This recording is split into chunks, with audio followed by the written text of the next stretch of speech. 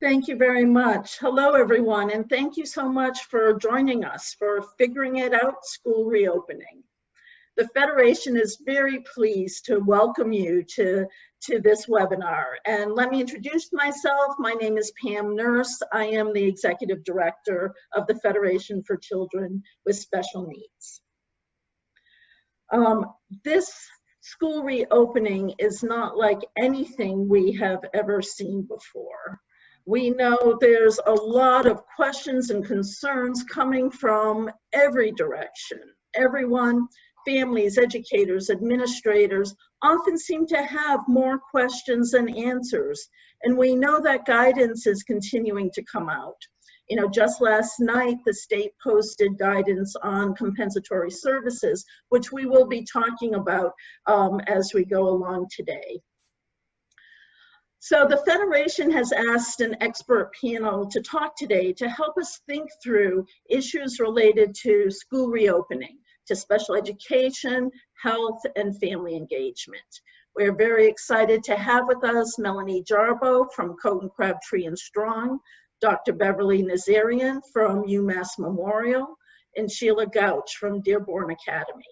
And we know that in an hour's time, we can only scratch the surface when it comes to talking about all the issues that are on everyone's minds right now. But we know that this is at least a place to start. So we're today going to have our panelists start with their presentations. We ask that you put your questions in the question and answer box at the bottom of your screen. And at the end, we will take as many questions as we have time for. So today we are going to start with Melanie.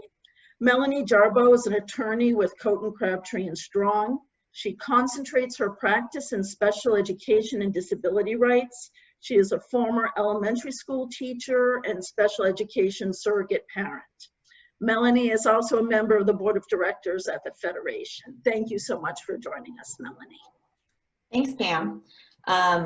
One thing that Pam did not say in that extensive bio is that I'm also the parent of 2 elementary school kids. So I'm navigating this change as both a parent and as a special education professional.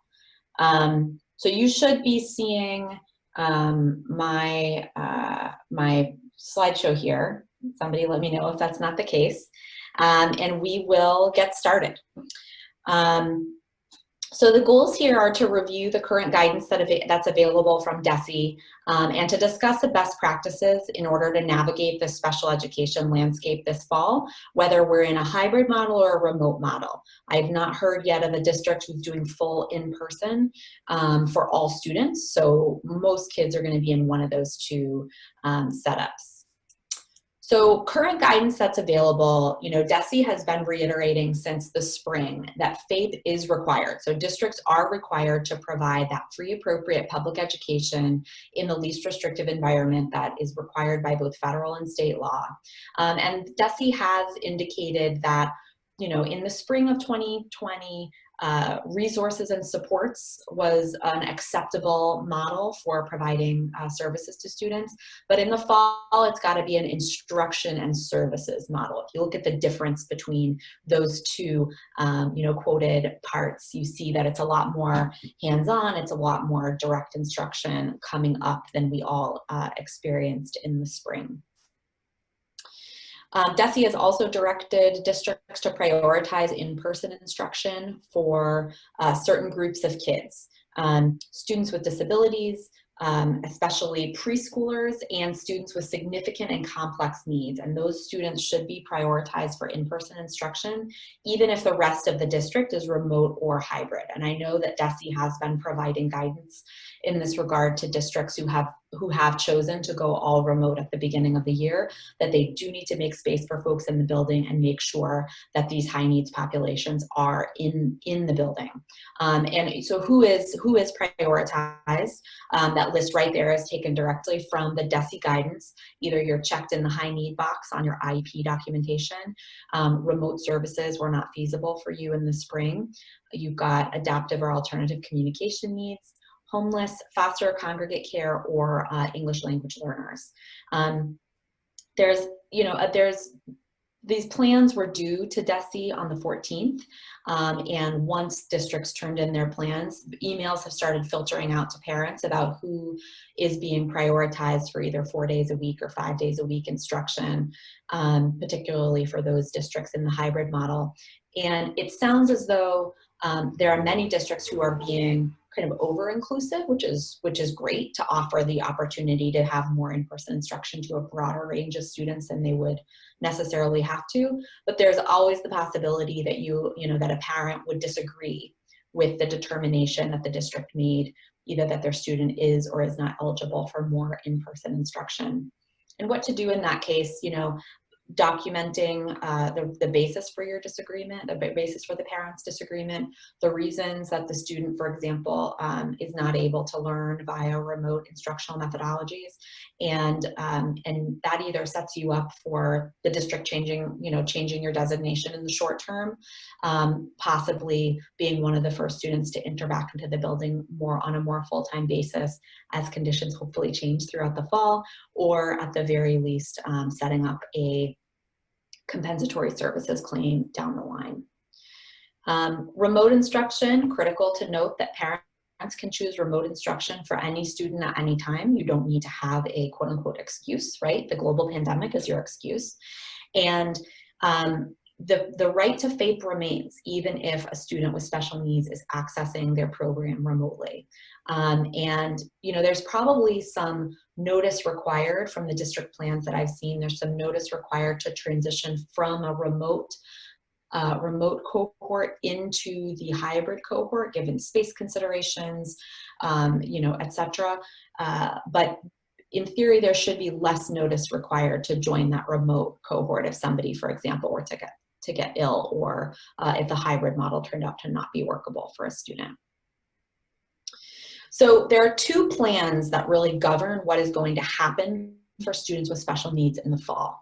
The first plan, obviously, is the IEP, right? And that IEP is to be drafted, updated, without regard to COVID-19. That is to say, your service delivery grid should presume 100% in-person instruction.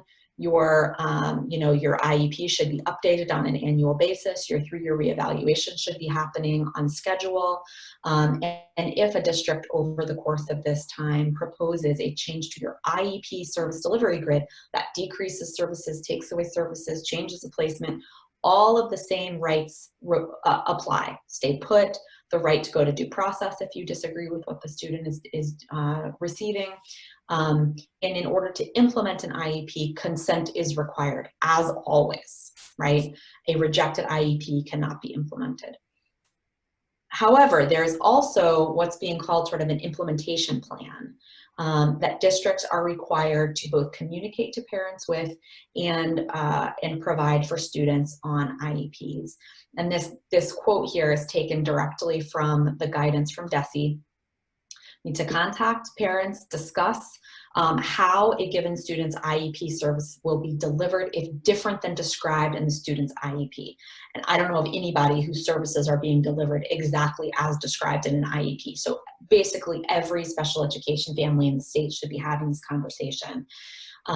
Consent is not required for this implementation plan, but this plan should be in writing.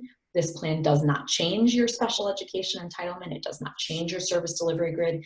It is the side plan as to how this particular student's IEP is going to be delivered in the hybrid model or the remote model. And again, this should be in writing because we want to be all on the same page in terms of what students are receiving, what districts are providing, and have our expectations aligned. So there are these implementation considerations for both hybrid and remote. This is absolutely not an exhaustive list of all of the considerations when it comes to providing services. But in the hybrid, model, one big concern is how are we going to provide pull-out services, right? So if a student has speech pull-outs and PT pull-outs and OT pull-outs, how are we going to be providing these services on hybrid days versus remote days? Do we, for example, want a student to spend 3/4 of their day in the class, in the school, being pulled out for C-grid services? Some parents would say yes, that those secret services are more important than the classroom supports. Some parents would say no, the inclusive part of this day is much more important to my student than the pull-out services, and I want those pull-out services provided on a remote day. So again, that's a conversation that needs to happen. It's going to be an individualized thing from kid to kid. Another concern with the hybrid model is how to ensure that peer groupings are appropriate in a classroom where, let's say, kids with last names A through M are there on Monday and Tuesday, and kids with last names, you know, N through Z are there on Thursday and Friday. How do we make sure that there's the appropriate sort of social dyads or the speech groups or the lunch bunches available on any given day? Another concern is compliance with these COVID-19 protocols, the masking, social distancing, hand washing. Some students with disabilities are obviously going to struggle mightily. Some typically developing kids are going to struggle mightily with these protocols. And there is the concern that students with disabilities are going to be disciplined in an outsized way. And DESE has provided guidance early and often to districts about, you know, sort of cautioning them that discipline is not to follow behavioral issues that are resulting either from, disability-related issues or still learning to follow these COVID-19 protocols. So this is going to be really important conversation to have along the way as well. And then in terms of the remote instructional protocols, you know, again, how do you provide a peer group to students who are learning alone in their houses? It's a question, obviously, that districts are going to be, thinking about, hopefully meeting with some specific groupings online. How are we going to ensure progress towards these goals? Social emotional goals are not the easiest things to meet when we are remote. How are we going to be delivering B-grid services? How are we going to deliver, for example, special education push-in support via Zoom? And then I'll also touch on the last one, the devices and the connectivity. DESE has said that districts are responsible for providing students with devices and internet connectivity to the extent that that's required. So again, this fall, it's going to be all about communication, documentation. Parents need to be communicating with districts. Districts need to be communicating with parents. If anything is going poorly, it's going to be important to communicate because districts obviously have their hands full with all of this. Parents have their hands full, and documenting everything to make sure that there are no misunderstandings is going to be really critical. Evaluations, I'll just touch on that. You know, I know that there's this giant backlog of evaluations districts should have provided during the spring, but obviously we're not able to provide given the closures. Outside evaluators are up and running largely. They're doing telehealth evaluations, they're evaluating outdoors, they're doing plexiglass barriers, you know, different evaluators are doing different things. DESE has said that schools need to be exploring telehealth evaluation abilities. Some schools are doing evaluations this summer. Timelines are in effect, and we're just going to see how this goes. But this is a question to ask if you're expecting an evaluation from your school district at any point. Transportation is another piece that's come up a little bit. If a student has transportation in their IEP, a district is still required to do that. Districts are either having to do bigger vans to decrease the number of kids on vans or to ask parents to transport. And just wanted to flag that parents are not required to transport if the district asks them to. It is obviously a hardship, particularly for parents whose kids are in school outside the community, to do those round trip transports every day. And if it's in the IEP, the district does need to provide that transportation or reimbursement. So compensatory services, I've been going kind of fast because I really want to get to this. This guidance just came out yesterday. I would encourage everybody who has compensatory ed concerns, particularly advocates and attorneys, to go and take a look at this compensatory guidance. DESE has outlaid 3 separate types of compensatory services that should be included in the discussion. There's the general education recovery support, the COVID-19 compensatory services, and the new IEP services. I'm going to focus for purposes of this conversation on these COVID-19 compensatory services because that's basically what we are talking about when we're thinking about compensatory services, right? But these other 2 types of services are included in DESE's documentation for parents and teams to think about.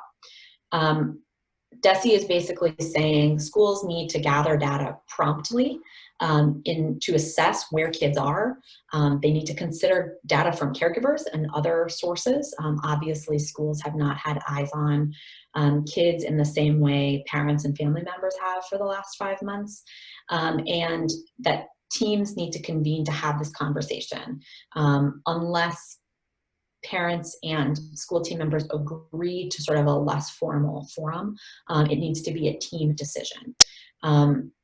We'll go through the sort of the decision metrics here in a second, but the timeline for this is December 15th.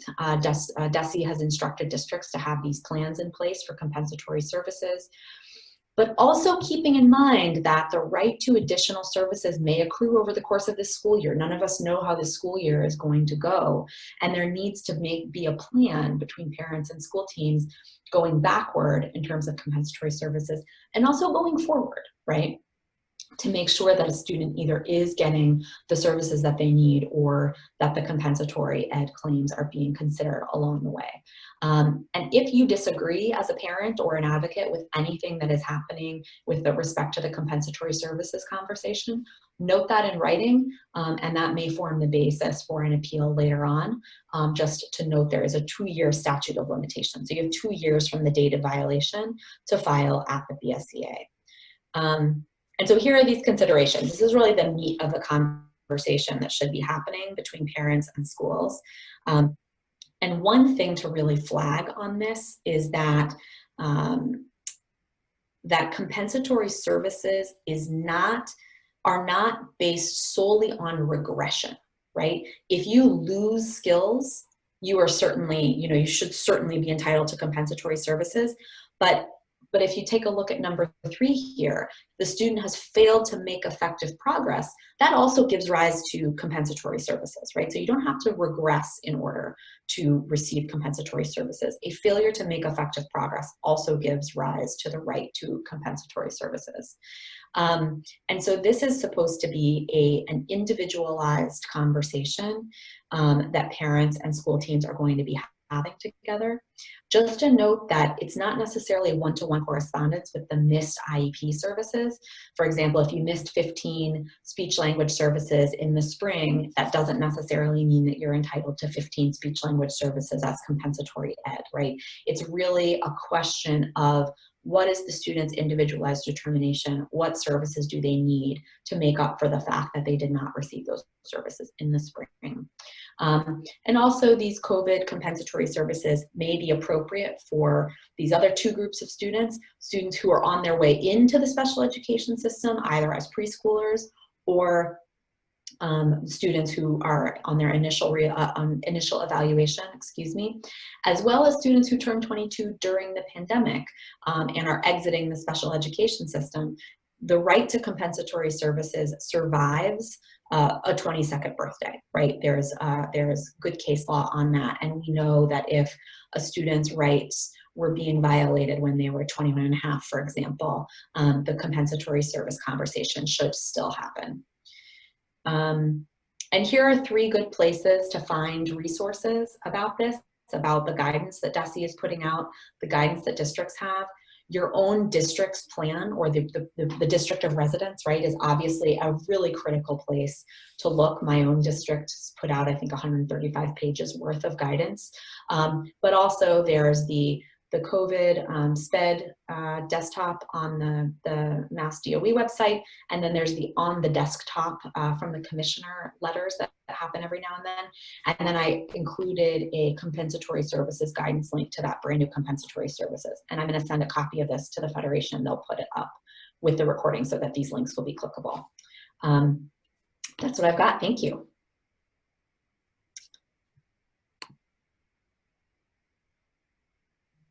Thank you so much, Melanie. I really appreciate that. That was incredibly helpful.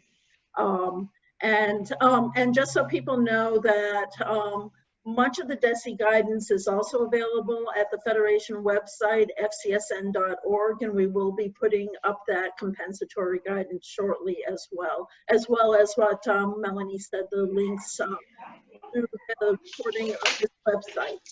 Several of you in the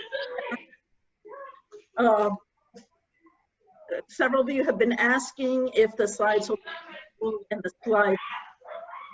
And if I could ask people to please mute if you're not talking, that would be very helpful for everyone else that's participating. Always, education and health are very closely linked, but they're particularly intertwined during this period. And given that, you know, we're really thrilled to have Dr. Beverly Nazarian join us today. Dr. Nazarian is a primary care pediatrician at UMass Memorial Medical Center and associate professor of pediatrics at UMass Medical School.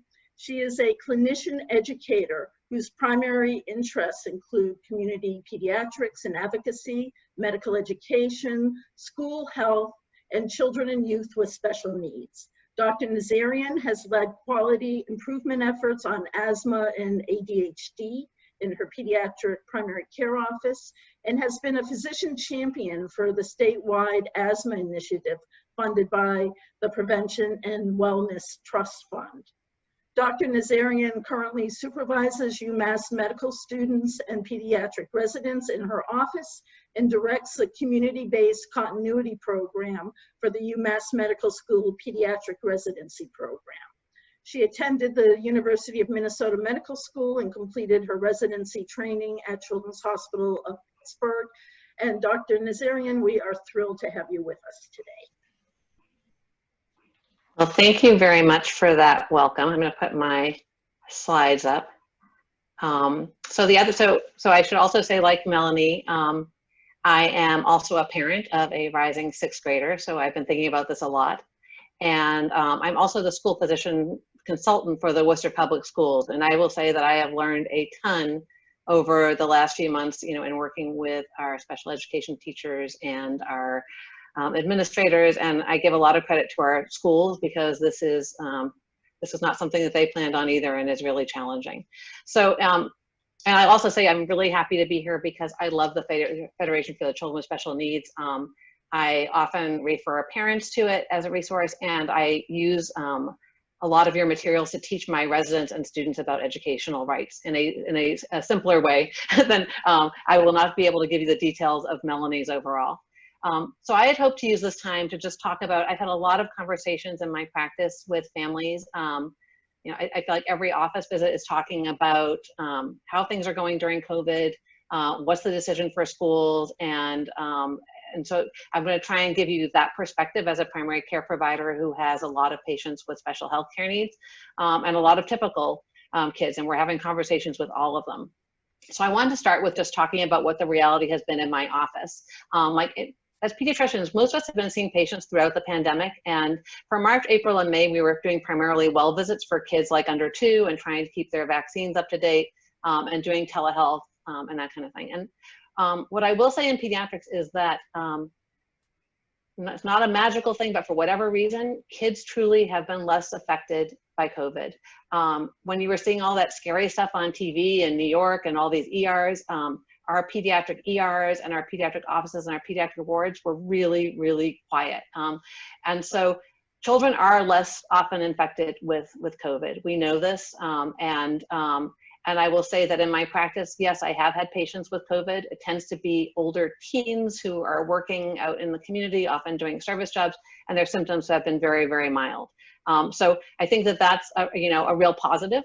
It doesn't mean that they can't get it overall. But I think what we will say is when kids have COVID, they tend to be more mildly affected, and they seem to, from the research that is emerging, to be less likely to transmit COVID.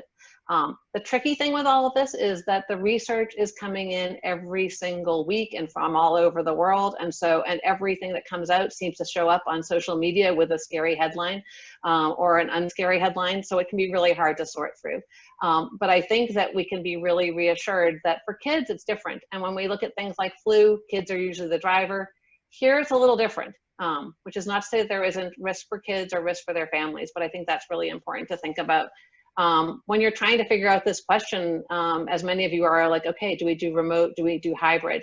And I think this is not something where I you know, as much as like, I would love to see kids back in school, this is a really individualized decision that's going to have a lot of things that come into play. So thinking about schools, so I think that there's been a lot, even, you know, certainly schools have been in the news and school health in a way that I have never in my life seen as a school physician. And so I think when we talk about preparing for schools, the big question is, how are we going to make it safe? And so there's a lot of things that probably all of you have been hearing about. And what I think about is the layers of protection. All of us know from, you know, from watching the news that, yeah, you need to wear a mask. We want to be 6 feet apart if you're not wearing a mask.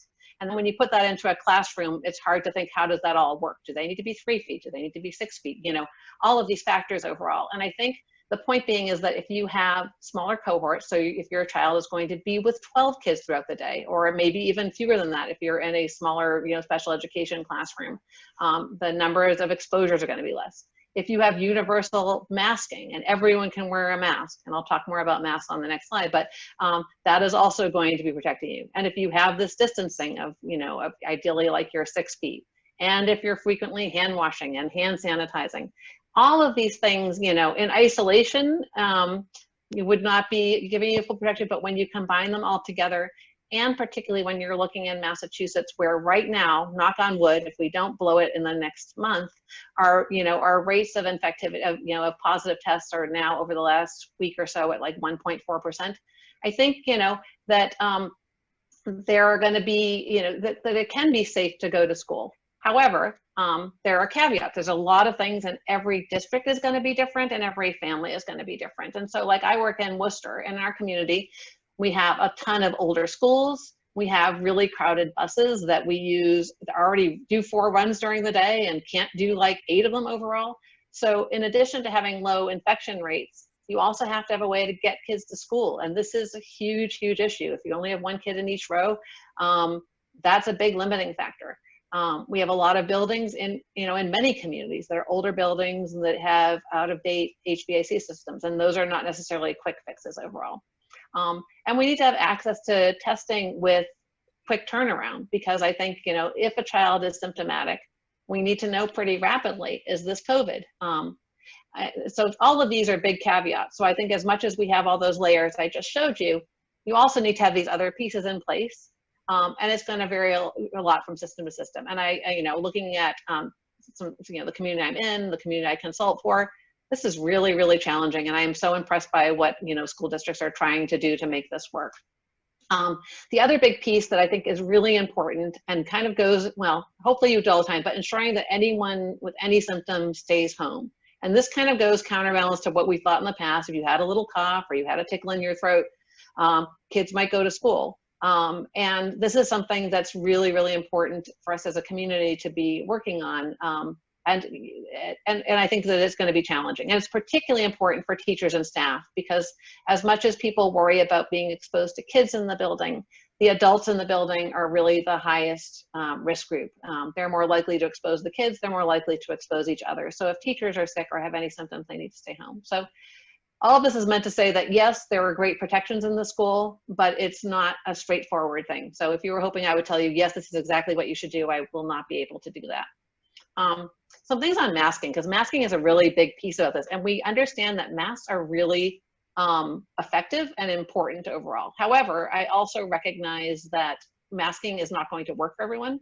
So there's talk about medical exemptions, and I would say the medical exemption piece, there are very few reasons why, for a medical reason, people can't wear a mask. You may hear things about saying, well, you're not going to get enough oxygen, or if my asthma, but in general, like, kids who are asthmatic are safe wearing a mask. They may not like it or feel as comfortable, but it is safe, and maybe it would even be protective because you're having less exposure to germs and allergens with it on.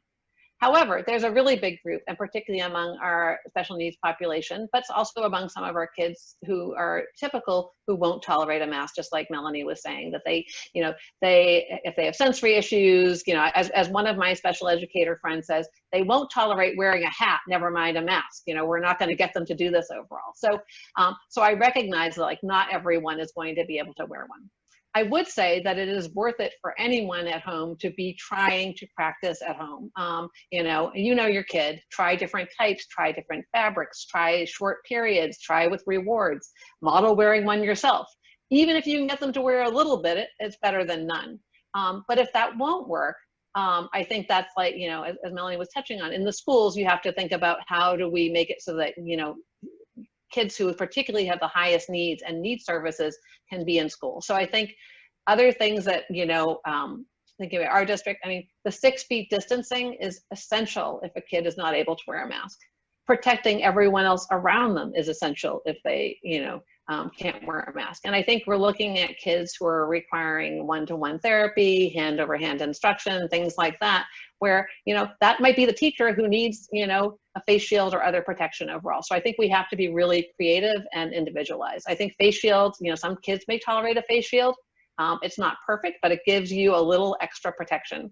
And then I think other things, thinking about, okay, plexiglass barriers, things around desks, you know, and those of you who are educators, and I know we're going to hear from one next, can comment more on that. But I think that, again, you're going to just try and be as creative and to individualize as much as possible. All right, so deciding about return to school, I think that, first of all, there's always going to be some risk of returning, but there are also risks of kids staying at home. And I think, you know, all of you here know this. I mean, I hear from my patients all the time. My patients with ADHD saying they can't focus when they're trying to do this online. My kids, some of my patients with autism who have been missing services and they've seen regression. Others who parents say like, yeah, you know, they actually do great with the remote learning. So it varies. There's no one size fits all. But I think that if you're someone who cannot accept any risk, then school is not going to work for you because there will always be some. You have to consider the infectivity rate in your community and what your individual district has in place for safety, looking at all the things we were talking about and other, you know, layers beyond that. You have to think about how your child can access learning remotely, and can they access their other, you know, therapies, as Melanie was talking about, that, you know, there are some things that you really can't do over Zoom very well. So it's a balancing act.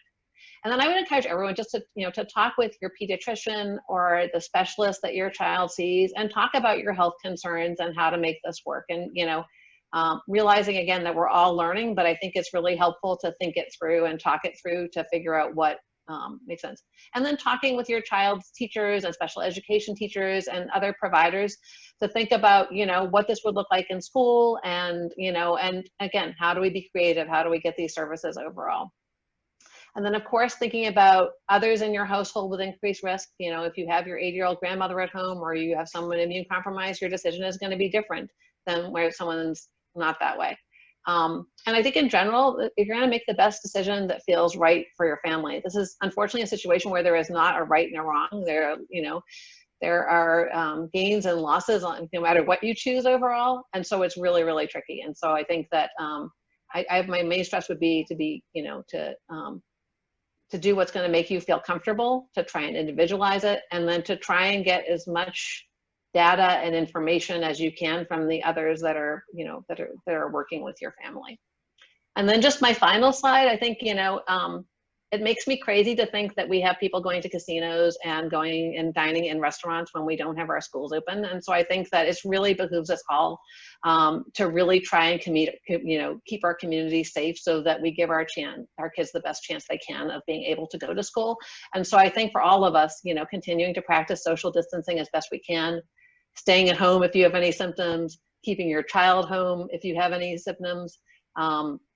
And I think getting a flu shot, I tell my families, I have some families that don't like flu shots. I'm like, if you're going to pick one year to do your flu shot, this is the year to do your flu shot. We don't want you having, you know, fevers for other reasons. Everyone will think it's COVID. So I'll just leave it at that. But I think that this is one where, yeah, there's not any black and white answer. But I'm excited to be here and to be able to learn from everyone. Thank you. Thank you so much, Dr. Nazarian. That was incredibly helpful to include that perspective and to, you know, help us all think through things we're making forward and making decisions. Our final presenter is Sheila Gouche. Sheila wears many hats that are relevant to us today. Sheila is the principal of Dearborn Academy, a therapeutic day school that serves students with social, emotional, and learning needs. She's also a licensed clinical social worker and educator with over 20 years experience working with students with complicated medical health needs.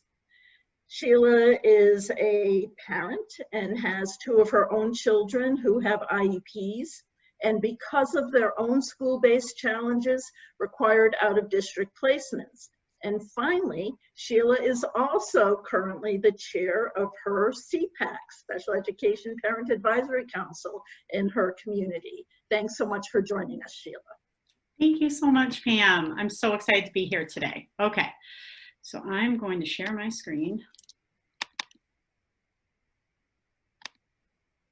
Okay, so I'm here as the final presenter to talk about the education perspective and how educators and schools are starting to walk through this.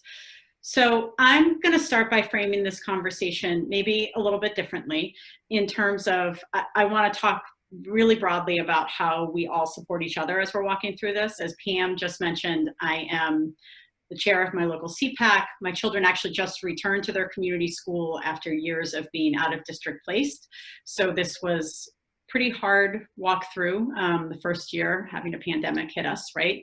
So I'm also the parent of 2 students. And so I have like a 360-degree look at kind of all of this, and anyone that's worked with me, whether it's in our local CPAC or at Dearborn, knows I think really strategically about how we collaborate with people and how we make sure that we're teaming together and that everyone's coming along for the ride, that no one's left out of the conversation, and that we figure out how we best collaborate to kind of get through situations like this. So I'm going to start my conversation a little bit more macro and then kind of talk a little bit more about some of those specifics that the other presenters have discussed.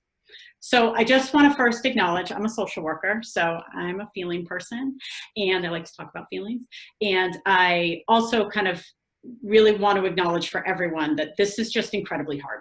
Like we're all feeling really overwhelmed. We're in the middle of a pandemic. I had to do my Sylvester slide because he's funny. And so I think also having followed a doctor, right?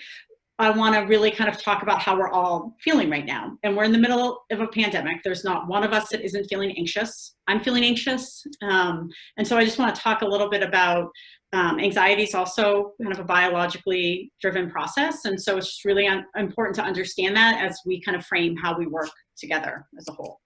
So some people may have seen, I do a talk on neuroscience of anxiety. And I also, this is what I help lead our staff through at Dearborn, is really talking about how we all manage when we're under stress. So at Dearborn, we train staff in just the basics around the neuroscience of anxiety to really talk about what's happening for our students when they're sitting in a classroom and they're experiencing anxiety. And it's just really important for all of us to remember this right now, right? So anxiety and stress, our stress responses are really physiologically driven kind of mechanism, right? So when adrenaline and cortisol and stress hormones hit our body and tell us we have to get ready to fight, flight, or freeze, we all have a pretty predictable stress response. And so I just kind of wanted to ask everyone to take a second and think, like, what's your stress response when you might feel a little bit anxious or a little bit stressed? I will just share openly and be vulnerable and say that mine's fight. Like, I am an advocate. That's why you see me here.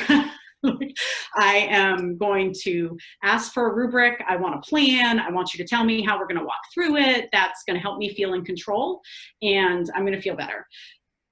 When the anxiety gets too much, and I'm not going to lie, it's starting to ratchet up quite a bit, right, these days, I'm going to become a pill bug, and you're going to find me under a sofa in my living room. You're going to have to come find me. And I've had some people come find me recently, truthfully, because it just gets to be too much. And I'm like, I'm out. So all of us have a stress response, and it's just really important because we have to be looking out for each other, and we have to be all teaming together in order to get through this. So folks at Dearborn, our staff at Dearborn, my community CPAC will hear me over and over and over talking about how we all have to team together. And I love these little human chains. Have you guys seen those? Like they all get together. They're saving a dog on this one. So as a CPAC leader, as a school leader, caregiver of 2 children with significant needs, I just feel that the only way through this is together. And we just all have to link arms and figure out how we are talking, how we are being transparent, how we are having really difficult conversations. So we're doing this at Dearborn. I'm in admin groups where I'm talking to a lot of public school administrators as well, colleagues of mine that I went to grad school with. And I'm really noting that this is something people are really trying hard to do, is figuring out how we unite caregivers and educators and community members and students, like making sure every voice is kind of heard in this process. So I also just wanted to put this up here to remind everyone that the interesting thing about anxiety is it makes it really hard because you're actually fighting, fleeing, or freezing, presumably for your life or because you're scared, right? So it's actually really hard to perspective take when we're feeling so stressed out. And so that's what we're also really called to do, is lead with kindness and generosity, and know that everyone has kind of a different way they're working through this really hard time. And knowing that our perspective isn't the only one in the room, and that, we have to really just lead with curiosity and wonder and trying to understand someone else's experience as well. So I know that sounds really broad and really macro, but it's kind of what we talk about a lot at Dearborn, is how do we support everyone in the room, right? So it's about knowing that the educators are honestly just as scared. They just got displaced to their living rooms to teach, right? As the caregiver, it's just a different kind of fear, right? Everyone's experiencing something different, and that, we're gonna team together to figure out how we get through this. Okay, so some of the ideas from Dearborn that we've done for particularly caregiver communication and student communication, and I've seen this in our community here as well. I've heard this from other administrators that they've been doing this, sending out surveys to caregivers and students to get feedback, making space and time for questions, caregiver support groups being held weekly. That's what we've been doing at Dearborn. I know other schools have been, as part of my local CPAC, I've been on calls, parent call, caregiver calls with the superintendent. So she's been asking questions about what we're looking for as a group. We have clinicians doing weekly check-ins. We're sitting in difficult conversations. And we set times up to ask students, because my kids are teenagers and they have a voice in this. And I think what's always amazing to me is when I slow down enough as a leader to listen to caregivers and students, I always find out that they have better ideas than I do, truthfully. I have this great plan and I'm going to present it to students, and they're like, but that won't work, Sheila, right? And here's my idea. And it's always better to collaborate and kind of ask questions of one another. And the hard part is these are actually really difficult conversations, right? But because some of us, like the fighters in the group, right, might be really frustrated right now and might be feeling like they really want to plan, and they're very vocal. And it's really important to kind of join with people and ask, like, what's going on, right? So I also wrote an article on this. You can see all my tabs. That's how my brain works.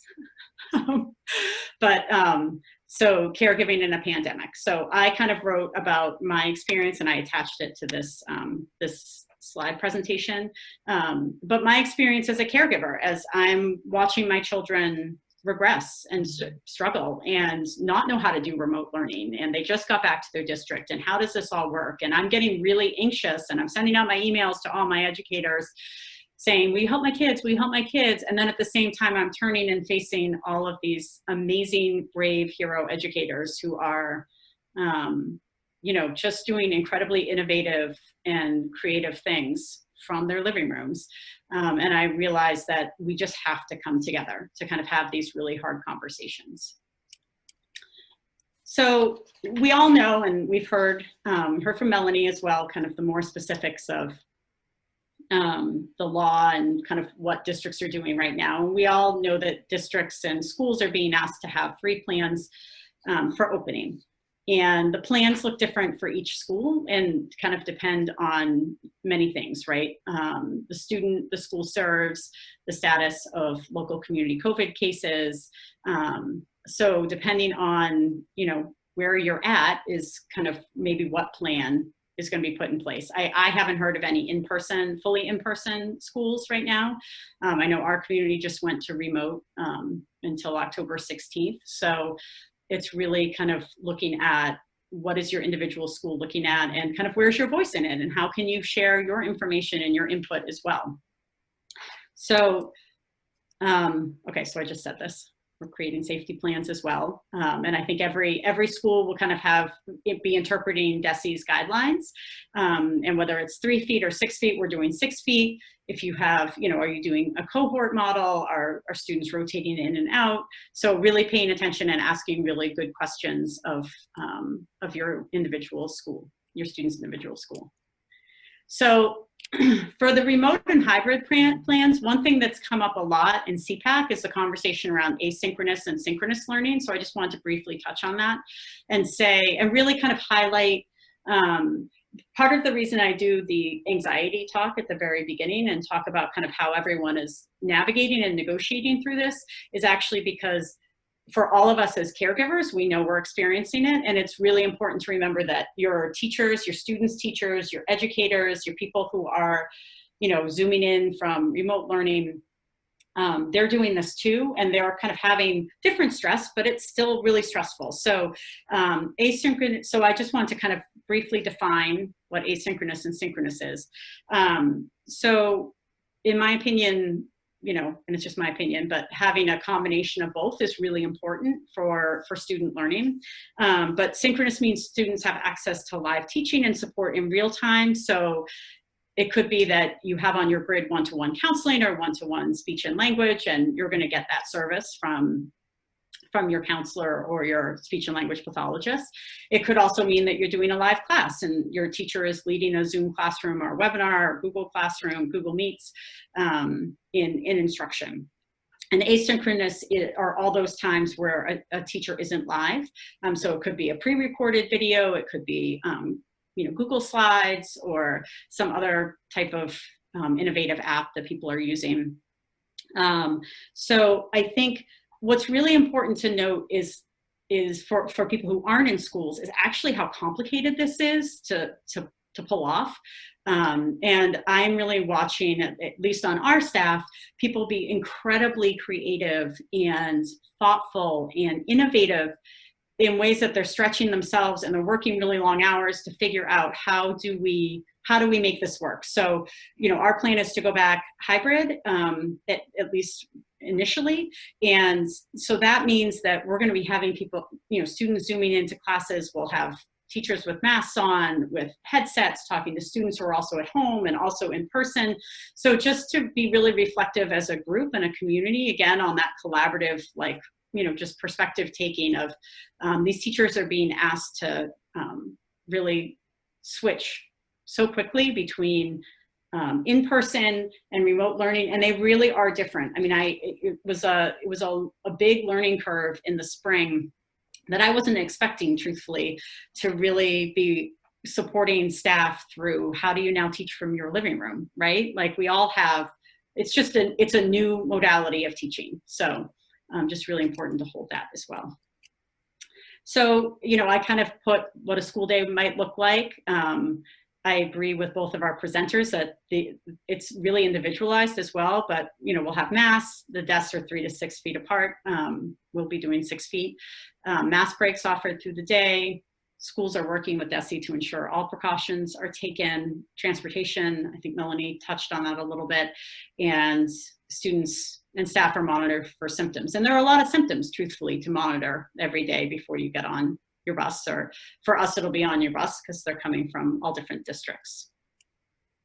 Oh, so this was an example. So at Dearborn, since we service students with, you know, special needs who are required to be who need to be out of their home community for a period of time, we've actually taken the time to start making some videos. So I thought I'd show you one of kind of what we're doing to help students prepare to come back in. So this is breakfast and lunch. Good morning. Good morning. Nice to see you. You too. It's good to be back.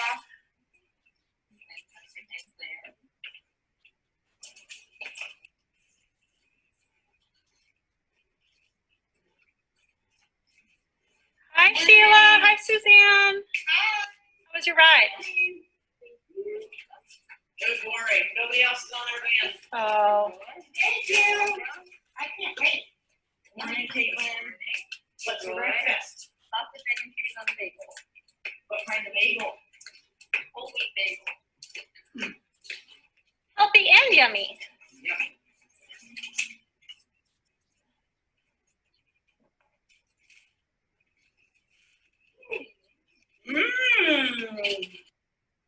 So I think that's just one, I mean, it's a silly example, but it's one example of kind of how educators are really being forced to be creative. I've heard a lot of administrators who are kind of working with staff to figure out how do we help students learn these skills. And I think Dr. Nazarian did a great job of explaining kind of making sure you're prepping your students and starting to walk through what does wearing a mask feel like and what's 6 feet apart look like, and really helping educators to get those students ready to come back in. And I think for us at Dearborn, it's so hard because we're a trauma-informed school to think of us wearing masks all day. We have students with varying degrees of needs, but we do a lot of social coaching and social pragmatics, and it's really hard thinking we're not going to have, obviously our faces available. So we're figuring out things like, do we put buttons on with our pictures on so students know who they're looking at, right? And so my final slide is just kind of who to ask questions, because if we're talking about collaboration, we need to ask questions. And if your stress response, like mine is to kind of ask a lot of questions, like you might want to go find your friends who, like my friend did the other day, right, when I'm in my pill bug mode and they come and get me. Because I just think of it as like no one's left behind. We've got to go back in for people who are really struggling and figure out how we all link arms and kind of, so if someone's really struggling to ask questions, and then maybe you're going to ask questions for them too. And that's what we're trying to do at CPAC as well. So you might ask your school principal, your special ed coordinator, your local CPAC. I think it's been amazing that during the last 6 months, like Desi really highlighted CPACs as working closely with districts to team together to work collaboratively to help all students, which I think was great. So we've definitely been really doing that in our community. And it's just important to feel heard and seen and validated during this time, and that, your needs are important, your students' needs are important. I think the thing I really wanted to kind of leave everyone with as well, that, all of this is new, right? And our stress as caregivers, our stress as educators, like we have to really be modeling. It's really hard because our students are watching us, right? So we talk a lot as a staff team at Dearborn around like how we are going to lead with confidence and create a safe environment so students just feel like this is normal and it's okay and it's not scary, even though I think all of us probably feel worried to some degree walking back in. And just, I think in my time working with students, they're so incredibly resilient. I think they change a lot better than us adults, right, who struggle a little bit more with change. That doesn't mean, my own children have rigid thinking too, and we struggle with that, but I think doing that practice and really helping support students and what does it look like and how are we going to walk through this, and just letting kids know that we're going to be okay. We're not exactly sure the path through, but we're going to get through it together. So, okay, so I think that's it. Thank you. Oh, thank you so much, Sheila. And I think I'm speaking for everyone to say how much we appreciated hearing about what you're doing at Dearborn, your experiences, and certainly your message of how we need to really be team working and working to unite each other is such an important message. So you're talking about, you're someone who asks questions. Well, we have 46 questions and 4 minutes left. So I think what we're going to do, I've asked Renee to kind of line up, maybe we'll take a couple of questions, and then what we're going to do is we will go through the questions after and post them on the question and answer part of our website. And if you have something that you need help with right away, I want to encourage you to call our information center, 800-331-0688. You can also go to our website at fcsn.org. So why don't we start with Renee? Do you have a couple of questions ready that we can start with? Yes. What I'm going to do is look at the questions. People have the opportunity to upvote questions, which is using the thumbs up. And so we're going to look at the questions that people have upvoted to the top. And so the first one is, what about truancy if children do not engage in remote learning? So there has been some coverage in the Globe about this in the last few days. This is something that I think is, that in my guess is that this is going to be extremely building to building. And I would read what's going on in the Globe to understand that remote attendance is going to be important, and then ask your building principal what that attendance gathering mechanism will look like. Is it a check-in at the beginning of the day? Is it a check-in at the beginning of every single synchronous class? Is it completion of asynchronous materials? What does attendance look like? Because there has been some guidance out on this. Grade promotion standards, absences, truancy is still in place. But what this looks like on a building-to-building basis is going to matter way more than this relatively vague guidance that DESE has put out. Thank you very much, Melanie. Again, I'm going in order, and actually, let me just ask a question of the panelists. Are you able to stay on for an extra 10 minutes? Okay. So we will go through as many questions as we can for the next 10 minutes till about 1:10. The next, and again, we have the questions in the Q&A with the most thumbs up, so we're just going in order. What kind of documentation can be used to prove, I think, that the child is not able to access remote learning?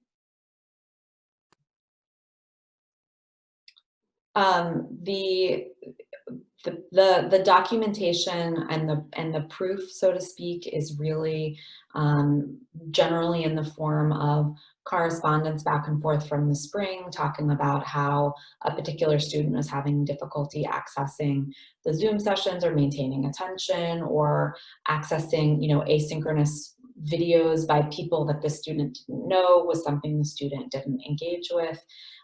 Generally, it's, DESE is instructing districts to consider parent and caregiver data. And so I would encourage parents and caregivers to get yourself a notebook, or get yourself a particular computer document where you just write these notes about things that your student is having difficulty with, and things that are going well too. I mean, there are students, we're talking about the kids who are having a hard time with remote learning. Obviously, they're the kids we need to help, but there are a lot of kids for whom this is great. This is great. They're able to self-regulate at home. All of this peer nonsense that they deal with at school has quieted down. So some of the data about what is working and what is not is really about how do we replicate the things that did work from the spring into a hybrid or a remote setting in the fall. But mostly, obviously, what we're talking about is kids that are having a hard time with the current status. And documentation, does it need to be official standardized testing? No. But there are some families who are going to get some benchmark testing done just to see for themselves, did my student lose ground? Did they fail to make effective progress? Are they scoring higher on anxiety matrices or depression matrices? And so it's definitely worth compiling all of the data that you have and putting that into a letter or an email to your team chair, your district, to make sure that your perspective is being taken into account. Thank you, Melanie. Many of these questions are related to special education. But I also want to encourage if Sheila and Dr. Nazarian, if you have anything you want to add, please do so.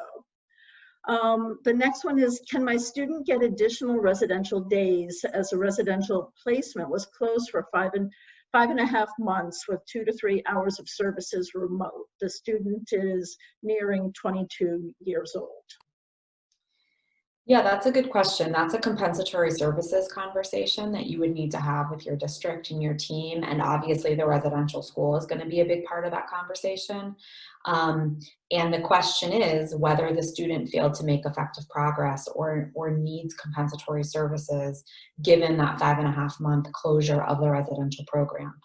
Students who are in residential programs are generally there because they require that 24/7 residential setting in order to access their programming, to make effective progress, and to receive their free appropriate public education.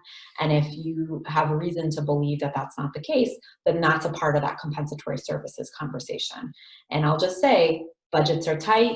Everybody is going to be having these compensatory services conversations, sort of banging on doors with requests for funding. It could be difficult, right, to get everybody to agree that yes, we need to give the student an extra 5.5 months of residential services after his or her 22nd birthday, given the closure. But that may be something that you need to kind of prepare a case for and get some evidence together. But at the same time, that conversation should happen. And like Sheila was saying, my hope is that districts and parents and schools are going to be coming together to have these conversations in good faith and really thinking about what was the impact on this particular student for missing that particular level of service and how can we fix that.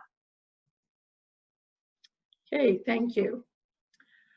Can a district refuse to do in-person instruction and services even for students who have significant and complex disabilities? So that's an interesting question. I think DESE has really put the screws to districts to get kids back. And if you can't get all the kids back, get the high-need kids back. And there are districts across the state who are not even doing that. First of all, I think there's a lot of conversations going on behind closed doors between DESE and districts to try and troubleshoot that. Is there a library in town that has better ventilation than your high school gym? Is there, a way that you can get permits for tents? Is there a community center, right? Can you be providing all the PT services on the football field for the fall? So if a district is saying no in-person instruction for anybody, that's a conversation that I think is ongoing behind closed doors. But again, I think it's something that parents and caregivers should feel free to engage with. The CPAP could be incredibly helpful in that case, and also attending these school board meetings. I know as a parent, I have never attended a school board meeting before, I think last week or the week before. A lot of these school board meetings have a lot of really good information in them. Subcommittee meetings, it's all open to the public pursuant to the open meeting law. And we can all just log in from our living rooms now. So there's a lot of really good ability to participate in that discussion and also to just understand what the reasons are in your district and to engage in the discussion from there. Yeah, if I can just jump in, I think I totally agree with all of that. And I think just having walked through during the spring, we pretty quickly pivoted to one-to-one services right away with synchronous learning. And I think I would say that it's also just really important as different districts kind of walk through different plans to know that it is a lot of work, and you should be asking a lot of questions and attending those school committee meetings and really supporting your educators who are doing really hard things. And I do, I just having the kind of the perspective I have, I feel like educators really want to do this and really want to learn, and it is kind of all these different changes are different changes to their modalities. So just also figuring out how you can help or how you get involved, like Melanie's saying, I think is really important. Okay, and Renee, as I'm going through this, the questions jump. So if I've skipped one, please, feel free to, pop right in. Another question here is, do parents have the same rights prior to COVID-19 in terms of observing the student in school? Can the school use COVID-19 as an excuse not to allow observations from parents and outside providers? From my perspective, this is still a huge question. The observation law is included in Mass General Laws, Chapter 71, Section 3, and the observation law allows for certain limits for student safety. In the past, that's meant things like, somebody with a sort of a criminal record is not permitted necessarily to observe in the school. Somebody needs to be with that observer. It's been construed fairly broadly. My guess is that schools are going to be limiting observations, because that's an additional adult or two in a room that's been really closely sort of constructed, right, with social distancing in mind, but at the same time, how that bumps up against parents' rights to observe a program and to have a designee go in and observe a program, it just really remains to be seen. And I think that we're going to see these conversations play out over the fall, hopefully in a productive way. But I do think I think this is going to be an area where tensions are going to run a little bit high. Okay, I'm going to try and get 2 more questions in. And there is a question for Dr. Nazarian. It's in the answered questions section. It says, for Dr. Nazarian, could you share what you think the policy should be when someone at school tests positive? Anyone with contact stay home? How much contact is potential exposure? And is a negative test needed to return to school? Yes, well, this is one that I think changes frequently. What I responded in the chat was that the DESE guidelines will say currently that if there is a positive case of COVID in the classroom, all of that classroom would go home. Now, I think that you could argue that if you knew everyone's seating and everyone's staying in their seats and there's more than 6 feet apart, that's not an exposure. But I think for simplicity right now, DESE is saying the whole classroom goes home. And the way the guidelines are worded is that if you have a negative test, you can return. But the recommendation for that testing is 4 to 5 days out, because it's going to be more accurate at that time. So not a perfect role. I would expect that those students should be able to learn remotely during that time. If they're in a hybrid program, it should not be an absence if it's a kid that's had an exposure but is still able to learn. So it's really important that schools will have something in place so that they can transition to remote learning, particularly if the whole class is going home. There's also a guidance that DESE has posted on this. It's like a multi-page guidelines about what should happen when a teacher gets sick, when a student gets sick, if somebody went on the bus and they had symptoms. And so that's linked in some of the final links in my slides. So I'd encourage anybody who would like to know the really detailed protocol to take a look at that. Yeah, I believe it's the July 17th from DESE, where they have really nice flow charts that explain it pretty well. And again, everything may change as things go on, but right now, those are the guidelines, which I think it's helpful to have something that's laid. Okay, I think we have time for one more question. Renee, do you have a question there? No, just the questions that are listed. You can take the next one on the list. So I think for the last question, what's a reasonable response from a school when a child refuses to wear the mask after they've done all the education about the importance of it? Can the child be excluded from school or required to sit in an alternative space outside the class if they continue to refuse?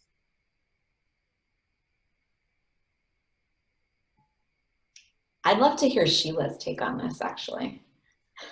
Oh, yeah, I don't have, it's interesting that you punted it to me because I don't have a response. I mean, truthfully, this is where we just have to walk through it, I mean, I think, and this is where, going back to Dr. Nazarian's kind of comment, we're really, we've already sent out kind of guidance to our caregivers to really start priming this, because in the surveys we've sent, we've definitely had caregivers who have said we won't send our students if they're students without masks, right? But we also know there could be exemptions. So it's I think it's just going to be a walking through it and figuring out what are DESE's guidelines at the time we're all open, and what does the landscape look like. I don't have a great answer right now, so. And I mean, my hope is that parents and schools will work together, to make sure that there's not a bunch of discipline going on when a student is not wearing a mask, and B, so that that student is safe and that classroom and the adults interacting with that student remain safe while the student is learning. And this is thorny. I think there are also, I'm hearing from a lot of parents whose students are Black and white thinkers who themselves feel very strongly that masks should be worn. And the parents are worried that these kids are going to be calling out their peers for not being masked. And there's going to be, you know, social issues arising from the masked kids with a student who is not masked. And so I think that this is yet another thing that we're asking our teachers to deal with in this transition back into school. And it's going to be a conversation that plays out over the course of the fall. Which is actually why you heard me starting with like the anxiety conversation, because everyone's so stressed, right? So so it's just kind of monitoring all of our own kind of, you know, the educators, the caregivers, the parents, and we use restorative practices at Dearborn. So I feel like, you know, we're going to be having a lot of conversations around, you know, and we stay way out of shame, because that's, you know, that's the biggest concern, is when someone feels shamed or feels bad that they've done something wrong. And we don't ever want a student to feel that way, right? So it's figuring out how we talk about safety in ways that a student can really understand, and then also just keeping a safe community. It's going to be complicated, I think. Yeah, I think it boils down to whether it's putting the others at risk in a safety concern. So just not having a mask on and a student that can socially distance, you know, seems okay. If it's a kid that, you know, is, you know, going, it can't be kept, you know, you can't do the distancing and you can't do the mask, and there's like bodily fluids being exchanged, then again, more creativity, more thinking, but you want to try and keep that child in the classroom, and, you know, but you have to keep everyone else safe. So it's challenging. Well, and I think Melanie actually poses a really good point too, right? Like with our students who are really concerned, it then raises everyone's anxiety. And it's kind of it's definitely a complicated situation to walk through, with a lot of kindness and generosity and curiosity and all those things. So. You know, and we could have a whole program just on that topic. And maybe we will as we go along. I want to take a moment to thank everyone for joining us today. Thank all the participants. I want to give a special thank you to our panelists. You all provided such, you know, important information for us, and we really appreciate you taking the time to do that. I'm sorry we didn't get to everyone's question. We will go through them and add those questions to the FAQ section of our website. And I encourage you to reach out to our information center right away if you have questions that you want to have answered. I'd also like to encourage you to contact the Federation to get more information on being a special education surrogate parent. The need for SESPs to represent the educational needs of children in state care is great. These are some of the most vulnerable children in the state, particularly during this time, and we really encourage you to consider being an SESP. The Federation every Wednesday is holding a Facebook Live event. Our Facebook Live event, 2 o'clock tomorrow, will focus on the Compensatory Services guidance. I hope you will all take a moment to join that. Go to our website, sign up for our mailing list, and you can hear about other programs that we're doing. Again, thank you from the Federation for joining us, and please reach out to us for any assistance. Take care.